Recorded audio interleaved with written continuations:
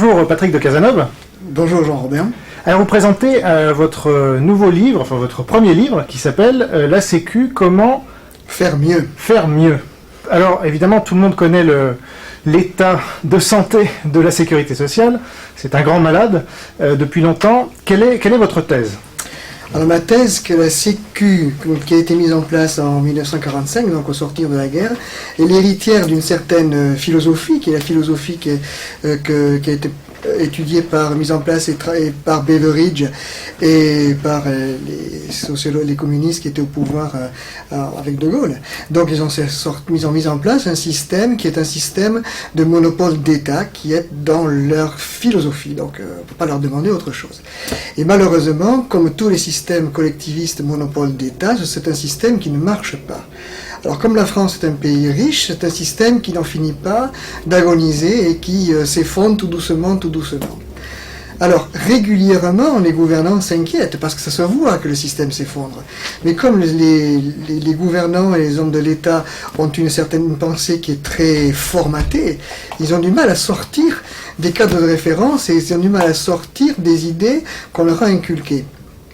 Alors là, ce que l'on propose dans ce livre, c'est de faire mieux. Alors, ce n'est pas très difficile, contrairement à ce qu'on pense, ce n'est pas très difficile de faire mieux.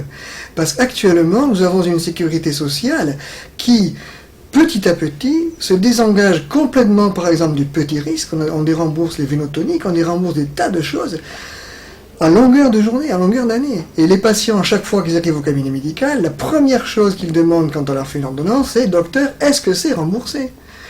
Et malheureusement, souvent, la réponse est non. Alors les Français sont encore remboursés quand ils ont des gros pépins.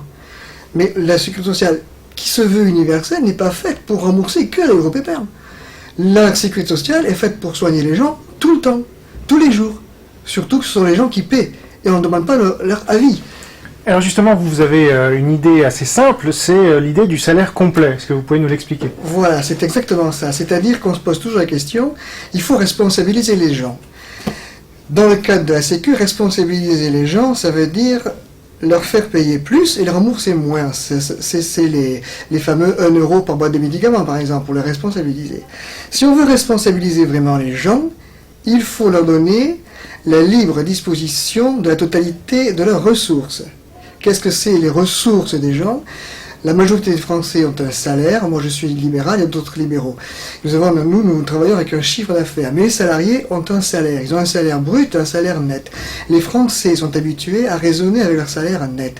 Et quand ils regardent en bas de la feuille le salaire net, c'est sûr, souvent, c'est pas grand-chose. Ils se demandent, mais qu'est-ce qu'on peut faire avec ça ? C'est pas ça. Vous pouvez faire beaucoup, mais à votre salaire complet. C'est à votre salaire net, vous ajoutez les parts patronales, vous ajoutez la part salariale, vous ajoutez divers prélèvements qui ont fait, et c'est à vous. C'est de l'argent que vous avez créé, la richesse que vous avez créée par votre travail ou dans votre entreprise. Cet argent, il est à vous. Quand l'État vous dit c'est la part patronale, c'est du bluff, faut pas le croire. C'est votre argent à vous. Prenez votre feuille de paie, prenez votre fiche de paie, faites le total de tout, et regardez combien vous avez. Même Mélenchon, il peut se rhabiller. Vous avez votre feuille de paie complète, et avec cet argent-là, vous assurez votre santé. Et l'avantage, il y a plusieurs avantages. Le premier avantage pour vous, c'est actuellement, vous payez la sécurité sociale par vos charges obligatoires, vous payez la CRDS, vous payez la CSG. CRDS pour rembourser la dette sociale. La CSG, c'est la contribution sociale généralisée. Vous payez votre mutuelle, vous payez de votre poche toutes les franchises, vous payez votre automédication, vous payez plein de choses. Avec ce système-là, vous payez une fois. Vous payez votre assurance santé privée que vous choisissez. Cette assurance santé vous garantit ce que garantit la Sécu, minimum. Voilà. On peut faire mieux, mais on ne pourra pas faire moins. Et cette charte, cette base est obligatoire. Et personne ne pourra jamais venir vous dire « Je vais vous dérembourser tel produit ou tel soin et je vais vous augmenter vos cotisations. » Ce n'est pas possible. C'est l'État qui fixe le fait que ce soit obligatoire ?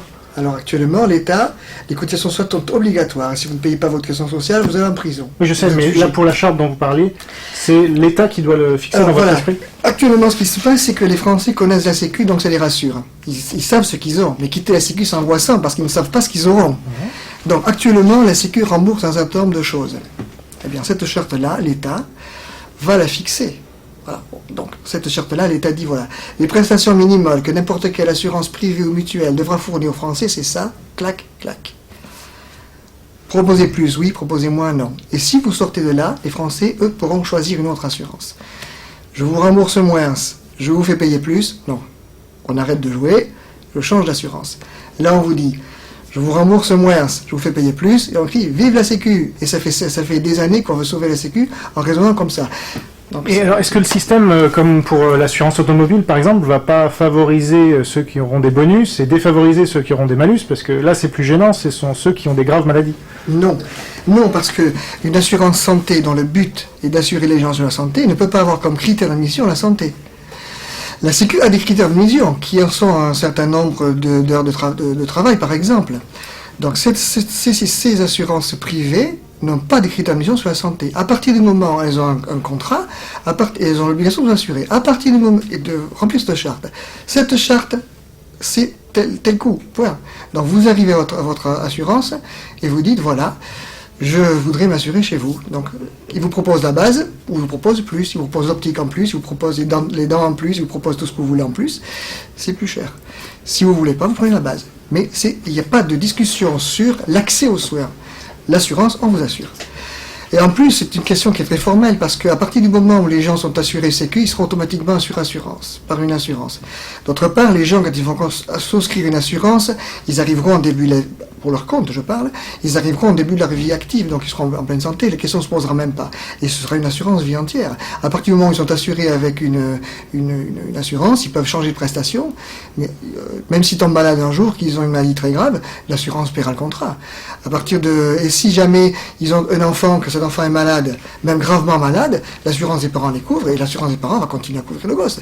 Il n'y a aucun souci de ce côté-là. Ce sont des questions, les questions qui se posent pour savoir si les assurances vont pouvoir payer les prestations des gens très malades, ça se fait parce qu'on confond avec l'assurance, par exemple, décès ou l'assurance emprunt. L'assurance décès va couvrir le risque décès. L'assurance emprunt va couvrir le risque d'un décès ou d'une invalidité lors de l'emprunt. Mais là, c'est pas du tout pareil. L'assurance va donner les soins. Et les soins, c'est mutualisé. C'est mutualisé dans le temps.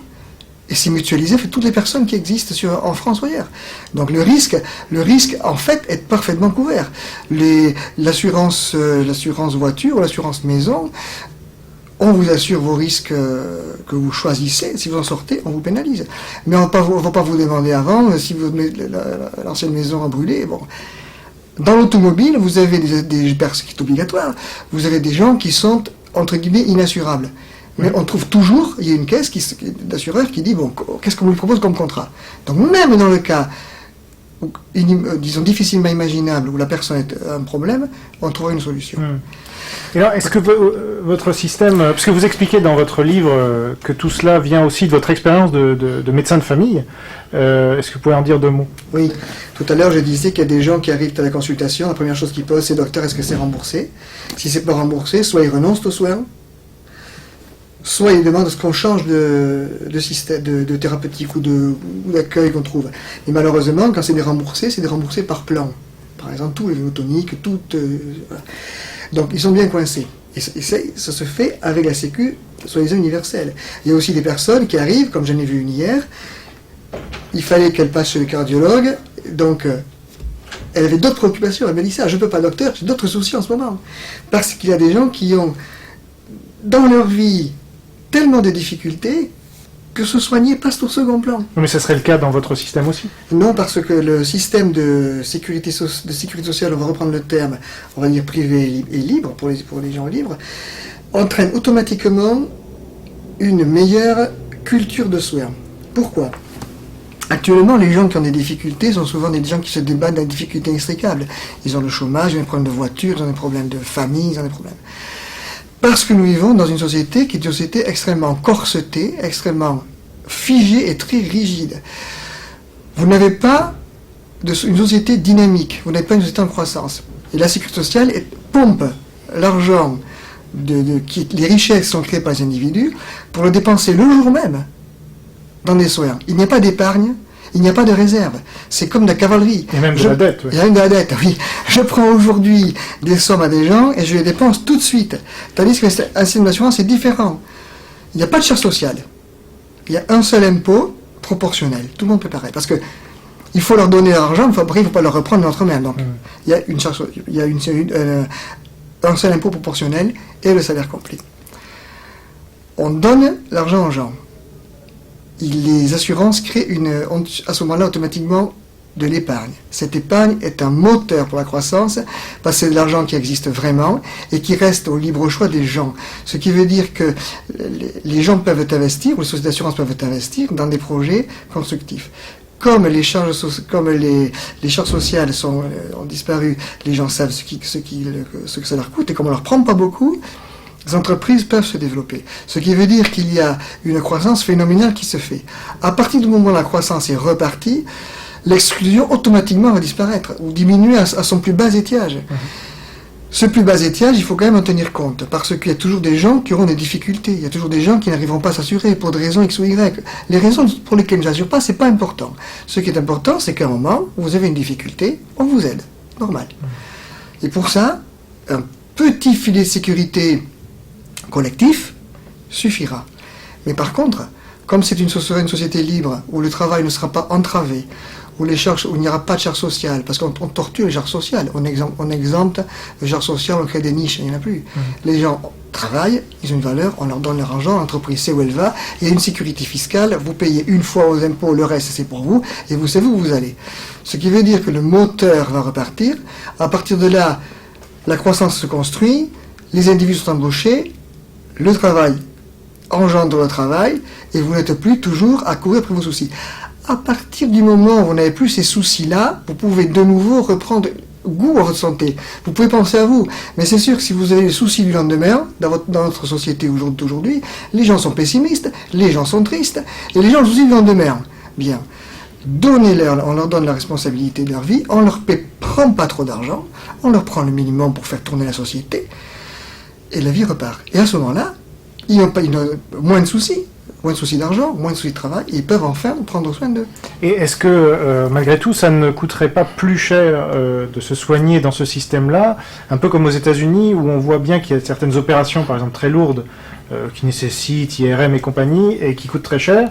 Et là, comment est-ce que ça se passe ? Alors ça ne coûterait pas plus cher, ça se passe de manière très simple, c'est-à-dire à partir du moment où votre assurance santé vous prévoit un contrat pour tel soin, comme aujourd'hui la Sécu, à partir du moment où vous les avez, vous êtes opéré.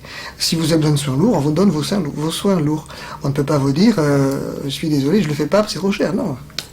C'est signé, c'est un contrat, donc la charte est là, on ne peut pas aller plus bas.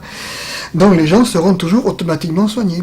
Après, vous pourrez moduler, vous pouvez faire un compte épargne santé, vous pouvez choisir une assurance au premier euro qui vous rembourse l'optique, les soins dentaires, les soins auditifs, les prothèses auditives, vous pouvez choisir ça, il vous coûtera un peu plus cher.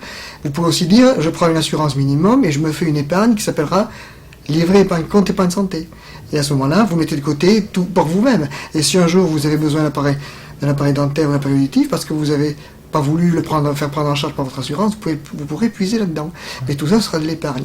Et ce sera votre choix. Et si un jour vous avez un souci, actuellement, quand une entreprise est en difficulté, par exemple, elle doit payer charges sociales. Même si elle est presque banqueroute, elle doit payer charges sociales. Là, si vous êtes un patron, si vous avez ou un artisan, vous avez des difficultés dans votre entreprise, c'est vos jours. Vous pouvez décider, soit d'un commun accord avec votre assurance, soit de retarder vos échéances, soit de prendre davantage sur votre compte épargne santé, et vous dites, je passe le cap difficile, je me paie moins, je m'assure moins, je me garantis moins. Oui, c'est plus flexible. Voilà, c'est plus flexible. Et de toute façon, si vous avez un gros dur, le contrat est toujours là. Si vous avez révisé le contrat à la baisse, le filet de sécurité est toujours là. Donc pour vous, c'est une sécurité absolue. L'autre avantage qu'il y a, c'est que plus vous travaillez, votre assurance elle est fixe. Plus vous travaillez, plus l'argent vous reste. Actuellement, avec la Sécu, si vous travaillez beaucoup, vos charges augmentent. Donc c'est pas très motivant. Justement, on va vous dire que votre système favorise ceux qui travaillent et défavorise ceux qui ne travaillent pas. Eh bien, en fait, c'est le contraire. Parce qu'actuellement, le système actuel favorise ceux qui sont dans le système. C'est-à-dire, ceux qui ont un travail ont des charges sociales lourdes pour eux-mêmes, ils ont des charges sociales aussi pour ceux qui ne travaillent pas. Mais ce qui se passe, c'est que on change beaucoup la barre de ceux qui travaillent, de ceux qui cherchent, donc le travail est très très très cher. Il y a de moins en moins de gens qui travaillent, il y a beaucoup de chômage. Et beaucoup de gens qui sont sur le carreau. Avec ce système-là, ce n'est pas du tout le cas. Avec ce système-là, tout le monde va travailler. C'est-à-dire que le travail n'est plus, les charges sociales qui pèsent sur le travail ne pèsent pas sur le travail. Ça devient une épargne, un très puissant moteur pour l'économie française. À ce moment-là, le travail va repartir. À ce moment-là, les gens qui sont au chômage en difficulté ne seront plus en difficulté, ils vont trouver facilement du travail. Ils acquitteront bien évidemment sur leur salaire leur charge sociale qu'ils auront choisi, ou leur compte épargne santé qu'ils auront choisi, mais ils ne seront pas sur les carreaux. Actuellement, on préfère protéger, on préfère dire aux gens, je vous protège, je vous garde votre emploi, je vous maintiens votre salaire, quitte à en laisser de plus en plus sur le carreau. C'est un système qui, de même que la sécurité sociale, rembourse de moins en moins à de moins en moins de gens, presque. Là, le système est tellement pervers que les gens qui sont dans le système et qui travaillent sont de moins en moins nombreux.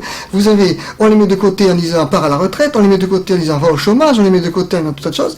On va leur balancer des revues de substitution, mais ça ne devrait pas l'idée de quelqu'un de dire bon, on rend la responsabilité des gens de toute la richesse qu'ils créent à eux d'embaucher les gens, à eux de créer des richesses, à eux de leur laisser le libre choix de leur innovation, des innovations qu'ils créent. Ils font des innovations et à ce moment automatiquement ils vont avoir besoin des autres. Ils vont se retourner, ils vont dire viens travailler avec moi, je te donne ce salaire tu t'assures. Et c'est reparti. Et les gens qui, en conclusion, les gens qui n'ont toujours rien, parce que même un patron, un PDG, un médecin, au moment où ça peut vous tomber sur le coin de la figure. Et il y aura toujours un système de sécurité pour les plus démunis, pour les gens qui nous accèdent dans la vie. Un filet de sécurité, comme dirait Frédéric Bastiat. Tout à fait. Docteur Patrick de Cazeneuve, merci. Merci à vous.